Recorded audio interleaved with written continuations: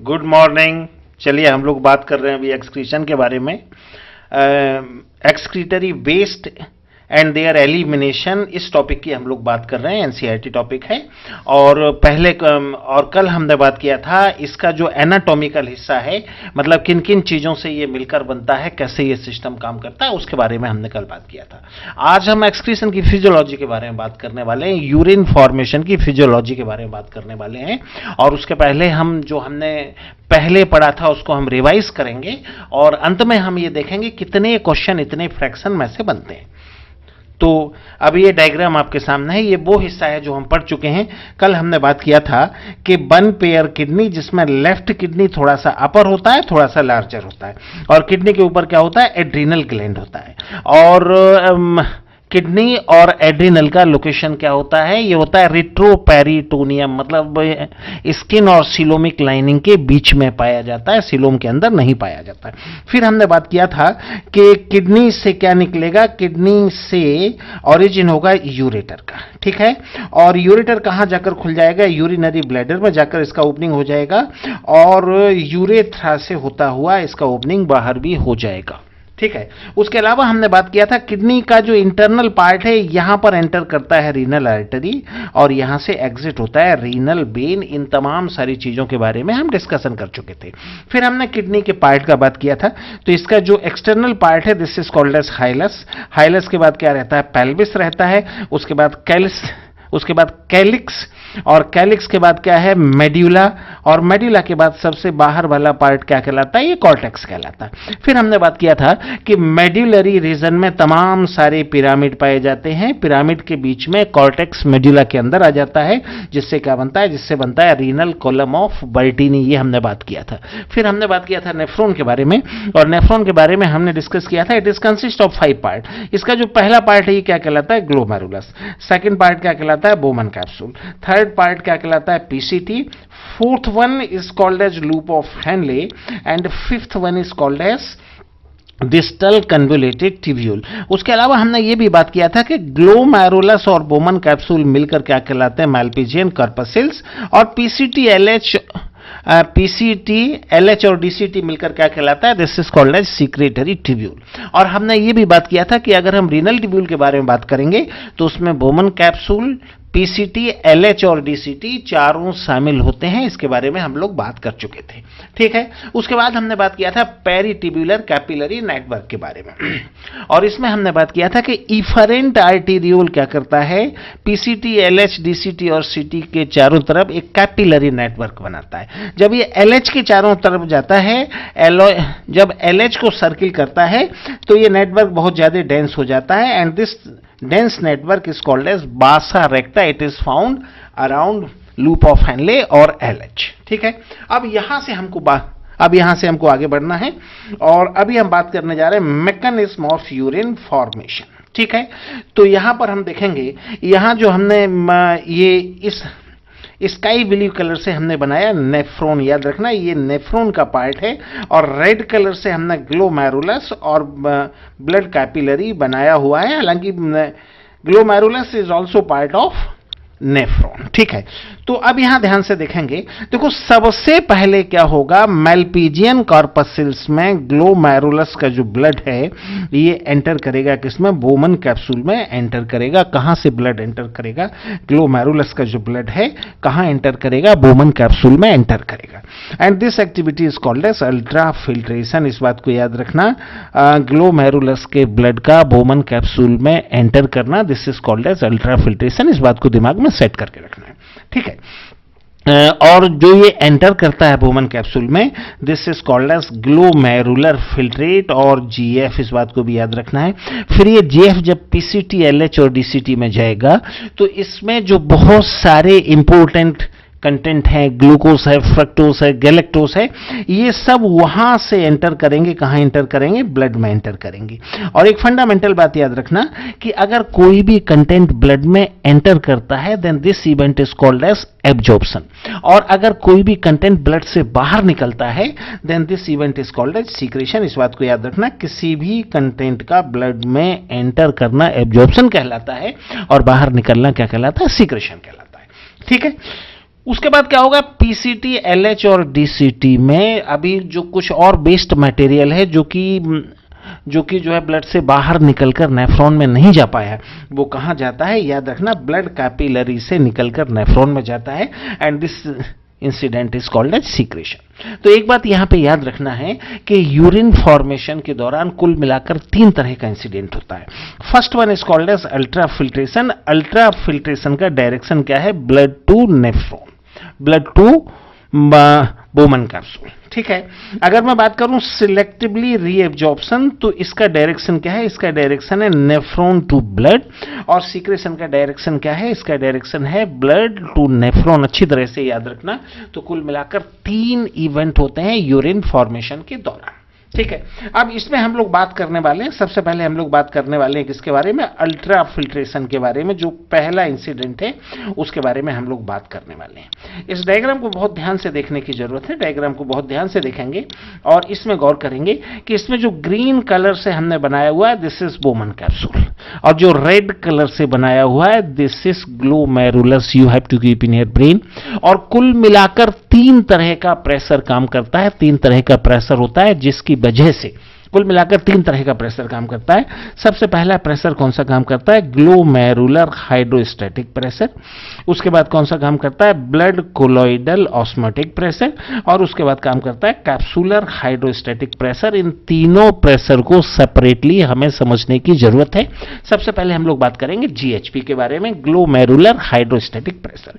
देखो ध्यान से देखने की जरूरत है। This is afferent arteriole, this structure is called as afferent arteriole, and this structure is called as efferent arteriole. Afferent arteriole से ब्लड कैपिलरी में एंटर करता है, और इफरेंट आर्टीरियोल आउटगोइंग है, जहां से ब्लड एग्जिट कर जाता है, कैपिलरी से एग्जिट कर जाता है।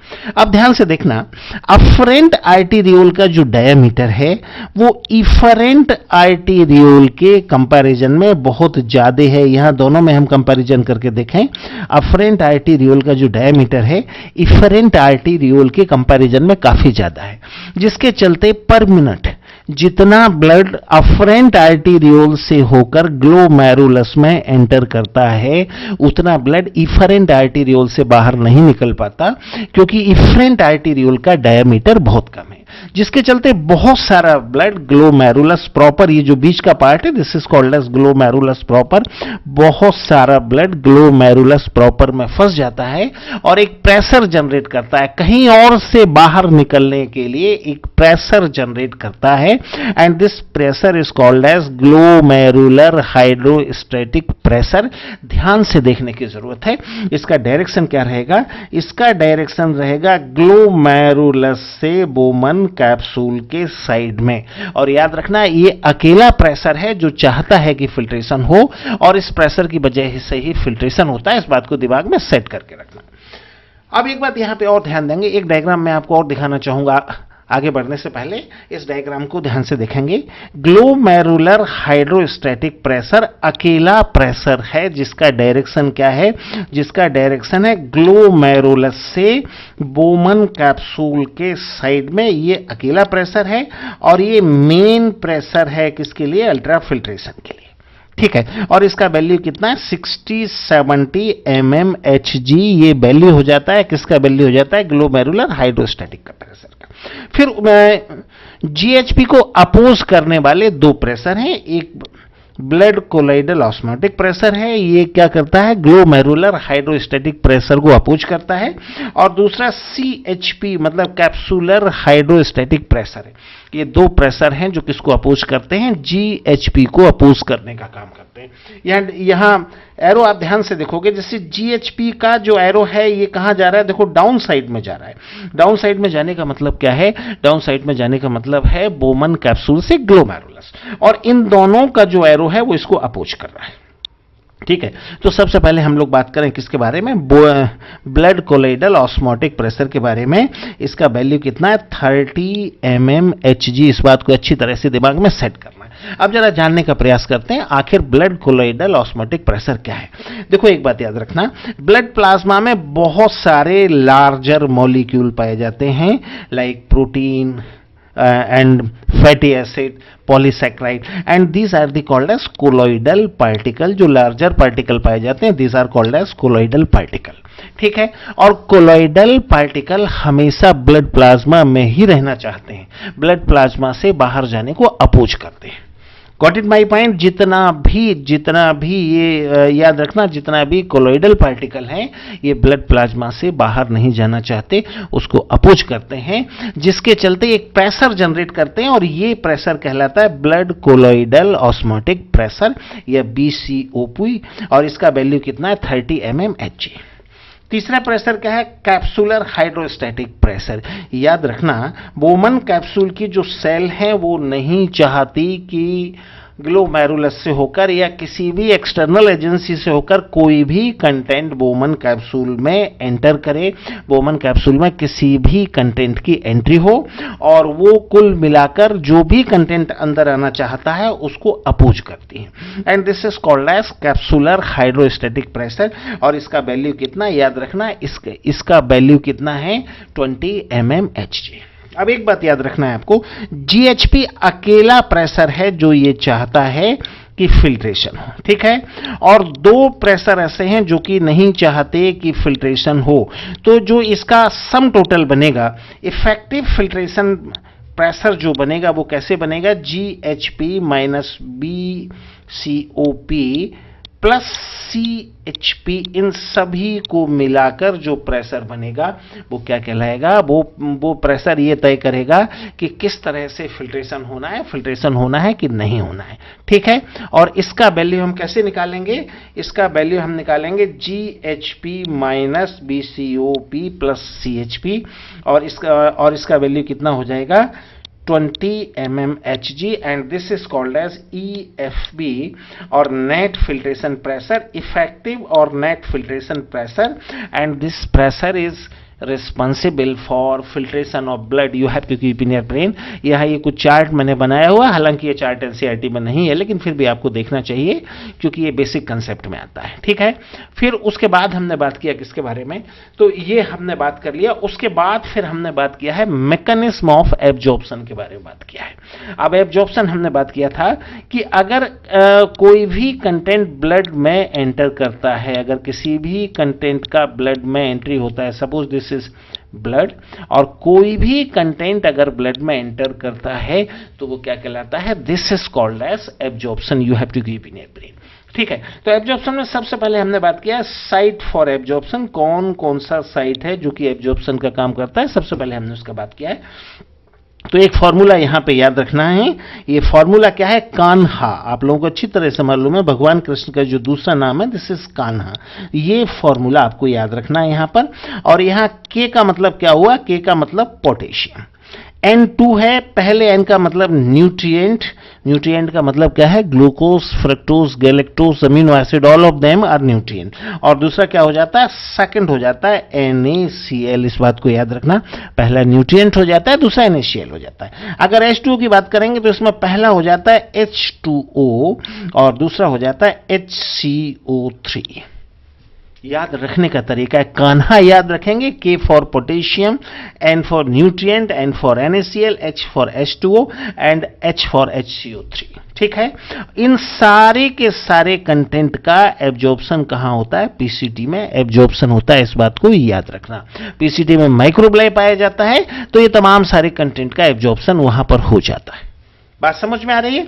अच्छा, फिर दूसरी बात जो यहां पे आपको याद रखना है वो ये याद रखना है, अगर मैं DCT की बात करूं तो DCT में कान्हा का K गायब हो जाएगा, मतलब N और N2 की बजाय N1 रह जाएगा. मतलब यहां NaCl का एब्जॉर्प्शन होगा, उसके अलावा H2O का होगा, और उसके अलावा किसका एब्जॉर्प्शन होगा? HCO3 का भी एब्जॉर्प्शन होगा. अगर मैं किसकी बात करता हूं? DCT की बात करता हूं. तो अभी हमने बात किया साइट ऑफ एब्जॉर्प्शन, हालांकि इतना पढ़ना बहुत काफी है. ठीक, अब सबसे पहले हम बात करेंगे वाटर एब्जॉर्प्शन के बारे में. तो बीच में ये जो आप देख रहे हो ये पैराटिब्यूलर कैपिलरी नेटवर्क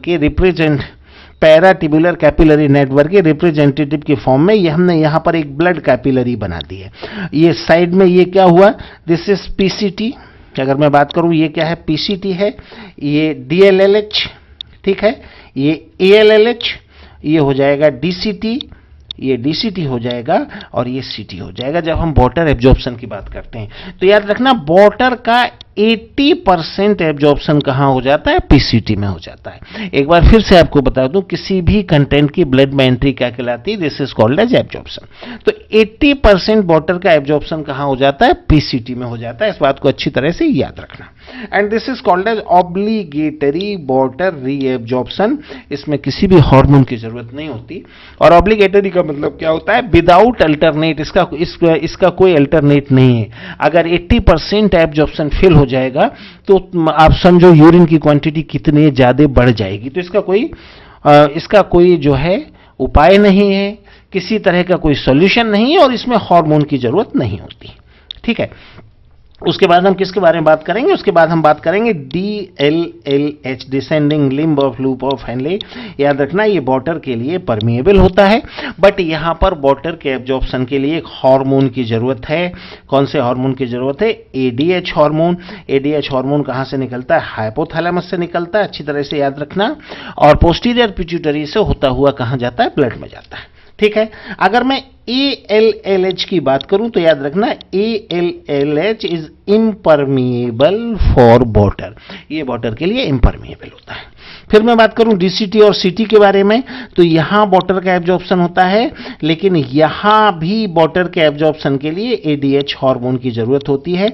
और ये DLLH, DCT और CT का जो वाटर एब्जॉर्प्शन है ये क्या कहलाता है? ये फैकल्टेटिव कहलाता है। फैकल्टेटिव का मतलब क्या होता है? With alternate. अगर ये फिल होना स्टार्ट हो जाए तो ADH की क्वांटिटी को बढ़ाकर इसको मेंटेन किया जा सकता है। That's why this is called as facultative. ठीक है, फिर उसके बाद हम बात करेंगे सॉलिड के एब्जॉर्प्शन की बात करेंगे। तो सॉलिड में हम कौन कौन सा लेंगे? जो अभी हमने बात किया Kanha, K+, NaCl, nutrient and HCO3-। ठीक है, अब इसमें एक बात याद रखना, 100% न्यूट्रिएंट का एब्जॉर्प्शन कहां हो जाना है? PCT में हो जाना है। कितना? 100%। अगर आप न्यूट्रिएंट की बात करते हो तो कितने परसेंट का हो जाना है? 100% का। और बाकी सब मतलब K+, NaCl, HCO3 इनके 80% का एब्जॉर्प्शन हो जाना है। कहां हो जाना है? PCT में हो जाना है, क्योंकि PCT में माइक्रोबिलाई होता है तो इसका एब्जॉर्प्शन कैपेसिटी बहुत ज्यादा होता है। और दूसरी बात याद रखना, no hormone is required. PCT में एब्जॉर्प्शन के लिए किसी भी हार्मोन की जरूरत नहीं होती। ठीक है, फिर दूसरी बात याद रखना, जो DLLH है, DLLH कैसा है? ये सॉलिड के लिए इम्परमिएबल है, तो यहां सॉलिड का एब्जॉर्प्शन नहीं होता। लेकिन ALLH सॉलिड के लिए परमिएबल है, तो यहां किसका एब्जॉर्प्शन होता है? NaCl का एब्जॉर्प्शन होता है। और यहां NaCl का एब्जॉर्प्शन होता है। अच्छा, उसके अलावा DCT में NaCl का एब्जॉर्प्शन होता है और HCO3 का भी एब्जॉर्प्शन होता है। और इन दोनों का ही एब्जॉर्प्शन कहां पर होता है? CT में भी होता है। और ये ALLH, DCT और CT, इन तीनों में एब्जॉर्प्शन के लिए एक हार्मोन की जरूरत होती है। कौन से हार्मोन की? एल्डोस्टेरॉन। और एल्डोस्टेरॉन हार्मोन का सीक्रेशन कहां से होता है? ये एड्रिनल कॉर्टेक्स से होता है। इस बात को याद रखना, एल्डोस्टेरॉन हार्मोन का सीक्रेशन कहां से होता है?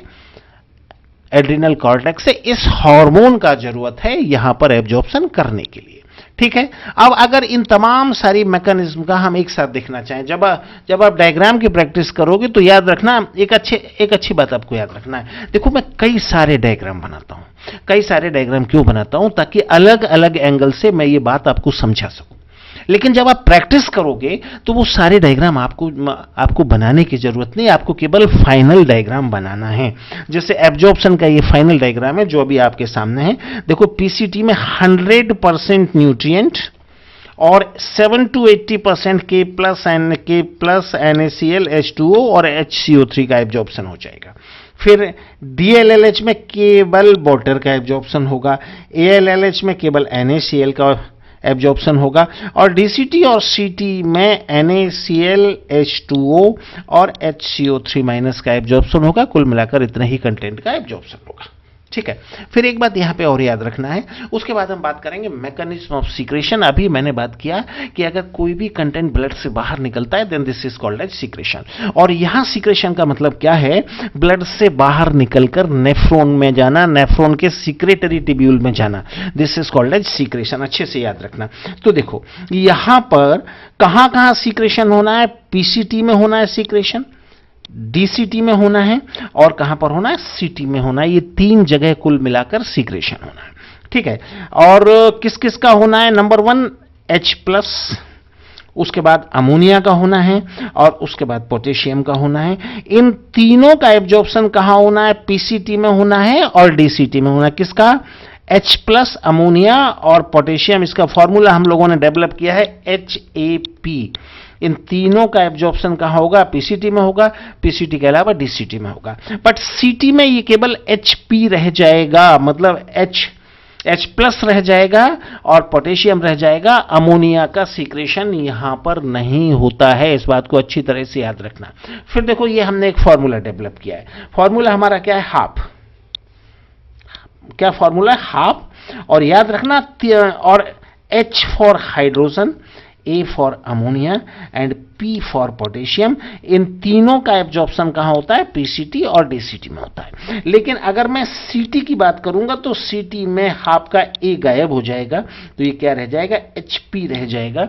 मतलब सीटी मतलब कलेक्टिंग ट्यूब्यूल। कलेक्टिंग ट्यूब्यूल में किसका सीक्रेशन होता है, H+ का होता है और पोटेशियम का होता है, लेकिन अमोनिया का नहीं होता। तो एक छोटा सा ये फॉर्मूला है, ये ट्रिक्स हैं जिनसे हम चीजों को याद रखने का कोशिश करते हैं। फिर एब्जॉर्प्शन और सीक्रेशन के बारे में जो कुछ भी हमने डिस्कस किया है वो सारा का सारा इस फॉर्मूला में लिखा हुआ है, ठीक है। इसमें आप देख सकते हो सारे के सारे कंटेंट का डिटेल है। और याद रखना जितने आयंस हैं उनका एब्जॉर्प्शन आमतौर पर एक्टिव होता है, लेकिन जो है पैसिव भी हो जाता है कभी कभी। बट जो न्यूट्रिएंट है उनका आमतौर पर पैसिव एब्जॉर्प्शन होता है, इस बात को अच्छी तरह से याद रखना। तो अभी जितना हमने डिस्कस किया है वो सब यहां लिखा हुआ है, ठीक है। फिर उसके बाद हम लोग थोड़ा सा बात करेंगे काउंटर करंट मैकेनिज्म के बारे में, थोड़ा सा बात करेंगे। देखो काउंटर करंट मैकेनिज्म का मतलब क्या होता है, काउंटर करंट मैकेनिज्म के बारे में हम बात करेंगे। अगर मैं एनसीईआरटी की बात करूं तो याद रखना काउंटर करंट मैकेनिज्म एनसीईआरटी में पेज नंबर 295 पर कंसंट्रेशन ऑफ यूरिन के नाम से इसका जिक्र किया गया है, इस बात को याद रखना। तो सबसे पहले हम जानने का प्रयास करें काउंटर करंट मैकेनिज्म का मतलब क्या होता है, थोड़ा सा हम ये जानने का प्रयास करें और इसका ऑब्जेक्टिव क्या है। देखो एक बात याद रखना, लूप ऑफ हेनले कहां पाया जाता है, मेड्यूला में पाया जाता है, ठीक है। और मेड्यूला का जो टिश्यू फ्लूइड है या फ्लूइड है वो क्या कहलाता है, वो कहलाता है मेड्यूलरी इंटरस्टिशियम। याद रखना लूप ऑफ हेनले का लोकेशन क्या है, मेड्यूला है, और मेड्यूला के अंदर जो फ्लूइड पाया जाता है this is called as medullary interstitium, ठीक है।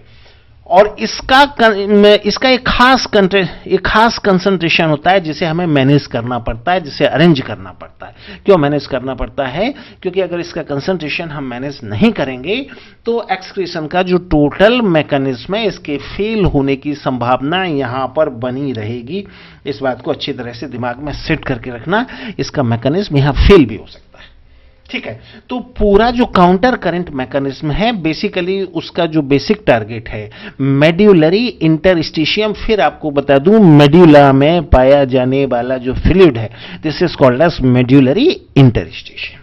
तो इसके कंसंट्रेशन को मेंटेन करना ये प्राइम ऑब्जेक्ट है काउंटर करंट मैकेनिज्म का। अब हम जानने का प्रयास करें आखिर काउंटर करंट मैकेनिज्म का मतलब क्या है। अगर मैं एनसीईआरटी की बात करूं तो एनसीईआरटी ने 3-4 तरह का काउंटर करंट कुल मिलाकर दिखाया।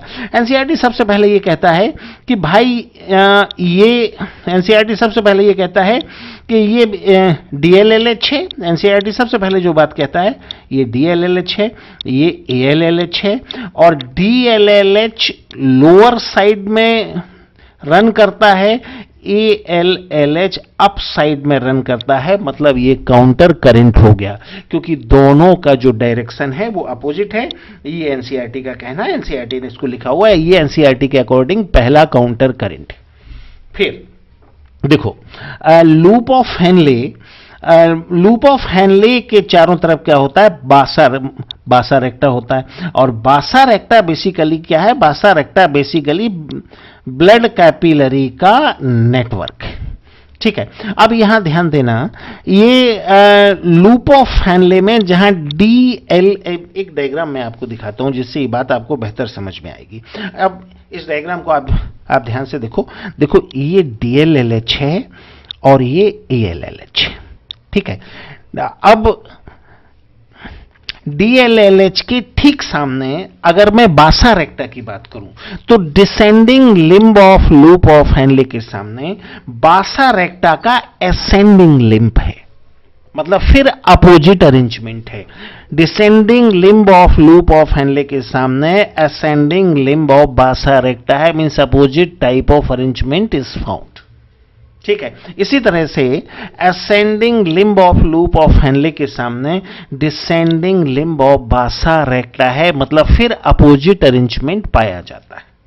ठीक है, अगर आप लूप ऑफ हैनले बात करोगे तो उसमें जो ग्लोमेरुलर फिल्ट्रेट का डायरेक्शन है वो इस तरह का है, और इसके अपोजिट किसमें पाया जाता है, इसके अपोजिट बासा रेक्टा में पाया जाता है, मतलब वन मोर काउंटर करंट। अगर इस तरह का अपोजिट अरेंजमेंट है then such kind of opposite arrangement is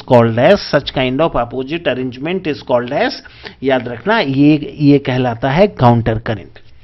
ठीक है, तो पहला काउंटर करंट क्या हो जाता है, पहला काउंटर करंट ये हो जाता है, याद रखना कि DLLH और ALLH का अपोजिट अरेंजमेंट है। DLLH में जो ग्लोमेरुलर फिल्ट्रेट है वो लोअर साइड में जाता है और ALLH में ये अप साइड को जाता है। दूसरा, लूप ऑफ हैनले के डिसेंडिंग लिम्ब के सामने बासा रेक्टा का असेंडिंग लिम्ब है, जबकि लूप ऑफ हैनले के असेंडिंग लिम्ब के सामने बासा रेक्टा का डिसेंडिंग लिम्ब है। तो ये सारे के सारे अरेंजमेंट कैसे हो जाते हैं, अपोजिट हो जाते हैं। तो ऐसा अरेंजमेंट क्या कहलाता है, this is called as counter current mechanism. अच्छी तरह से याद रखना, if anywhere such kind of arrangement is there then this is called as counter current. अब काउंटर करंट मैकेनिज्म को थोड़ा हम और डिटेल में समझने की जरूरत करते हैं। देखो, DLLH जहां से चालू होता है, DLLH मतलब descending limb of loop of Henle, वहां फ्लूइड का जो कंसंट्रेशन है वो कितना है, 300 यूनिट है। अब एक बात को समझो, DLLH is permeable for water, तो DLLH से वाटर बाहर निकलेगा, कहां जाएगा, ALBR असेंडिंग लिम्ब ऑफ बासा रेक्टा में जाएगा। जब भी वाटर बाहर निकलता है तो जिससे बाहर निकलता है उसका कंसंट्रेशन बढ़ जाता है और जहां पहुंचता है वहां का कंसंट्रेशन कम हो जाता है। ठीक है, इसी तरह से ALLH में याद रखना NaCl बाहर निकलेगा और NaCl बाहर निकलकर कहां जाएगा, descending limb of loop of Henle में जाएगा। जहां भी सॉलिड कंटेंट जहां से बाहर निकलते हैं वहां का कंसंट्रेशन कम हो जाता है और जहां ये पहुंचते हैं वहां का कंसंट्रेशन बढ़ जाता है। अब ध्यान से देखो, DLLH की शुरुआत में कंसंट्रेशन कितना है, 300। ठीक है, और यहां से वाटर का एग्जिट होगा, कंसंट्रेशन बढ़ जाएगा और इसके लोअर साइड पर पहुंचते पहुंचते कंसंट्रेशन कितना हो जाएगा, 1200। फिर ALLH में NaCl बाहर निकल जाएगा, NaCl बाहर निकल जाएगा तो कंसंट्रेशन डिक्रीज हो जाएगा। कितना डिक्रीज हो जाएगा, डिक्रीज होते होते कहां तक पहुंच जाएगा, डिक्रीज होते होते ये 300 तक पहुंच जाएगा। ठीक है, अब हम किसकी बात करें, बासा रेक्टा की बात करें। बासा रेक्टा का जो डिसेंडिंग लिम्ब ऑफ बासा रेक्टा है उसकी शुरुआत में कंसंट्रेशन कितना है ब्लड का, 300 यूनिट। बट यहां पर क्या होना है, NaCl लगातार अंदर आना है तो कंसंट्रेशन बढ़ते जाएगा और बॉटम पर कितना हो जाएगा, 1200। फिर ALBR ascending limb of loop of Henle में NaCl बाहर निकलेगा और NaCl बाहर निकलकर कहां जाएगा, मेडुला के इंटरस्टिशियम में जाएगा, वहां कंसंट्रेशन मैनेज करेगा और H2O अंदर आ जाएगा। तो फिर कंसंट्रेशन घटना स्टार्ट होगा और कितना पहुंच जाएगा, 300 पहुंच जाएगा। इस बात को याद रखना। तो दोनों में ही, मतलब लूप ऑफ हैनले में भी और बासा रेक्टा में भी, इनिशियल और टर्मिनेशन पॉइंट पर जो कंसंट्रेशन है वो 300 है, बॉटम लाइन पर कितना है, 1200। एक बात और याद रखना, ALLH में थोड़ा सा यूरिया एंटर करता है, थोड़ा सा यूरिया यहां से एंटर करने के बाद ये कहां जाएगा, ALLH से होकर ये कहां जाएगा, DCT में जाएगा, ठीक है। और DCT से कहां जाएगा, DCT से कलेक्टिंग ट्यूब्यूल में जाएगा, और कलेक्टिंग ट्यूब्यूल से फिर ये मेड्यूला के फ्लूइड में पहुंच जाएगा। तो देखो यहां नेफ्रॉन के सिक्रेटरी ट्यूब्यूल से होकर यूरिया कहां पहुंच रहा है, मेड्यूलरी इंटरस्टिशियम में, मतलब मेड्यूला में पाए जाने वाले फ्लूइड में, और बासा रेक्टा से NaCl निकलकर पहुंच रहा है। और ये दोनों क्या कर रहे हैं, ये दोनों जो बात कर रहे हैं, किसके बारे में बात कर रहे हैं, ये दोनों डिस्कशन कर रहे हैं, याद रखना NaCl, ये दोनों किसके बारे में, ये दोनों मेड्यूला के इंटरस्टिशियम के कंसंट्रेशन को मैनेज करने का, ठीक है। तो इतनी बातें हमें कुल मिलाकर पढ़ना है, किसके बारे में, इतनी बातें हमें पढ़ना थी मैकेनिज्म ऑफ यूरिन फॉर्मेशन के बारे में, जिसको हमने पढ़ लिया है। फिर थोड़ा सा बात करें कि अभी हम जो पढ़े उसमें क्वेश्चन कहां कहां से बनता है। तो देखो इसमें जो क्वेश्चन बनते हैं उनके बारे में थोड़ा सा हम डिस्कशन कर लें।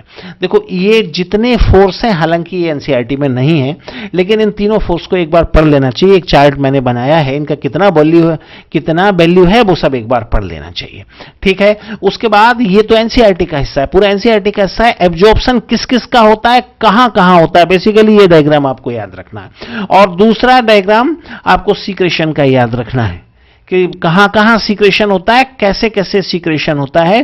तो मेनली एक तो ये डायग्राम आपको याद रखना है, दूसरा ये डायग्राम याद रखना है, और तीसरा ये फॉर्मूला याद रख लेंगे। और उसके बाद हम अगर चाहें तो अगर आप याद करना चाहते हो तो इस एक अकेले चार्ट में एब्जॉर्प्शन भी है और सीक्रेशन भी है, और उसके अलावा काउंटर करंट मैकेनिज्म का ये चार्ट मैंने बनाया, इसको एक बार देख लेंगे। इतना देखना बहुत काफी है। अगले क्लास में, कल हम अगला क्लास लेंगे, उसमें एक्सक्रीशन कंप्लीट हो जाएगा, और उसके बाद हम लोग रेस्पिरेटरी सिस्टम के बारे में बात करेंगे। Okay, all the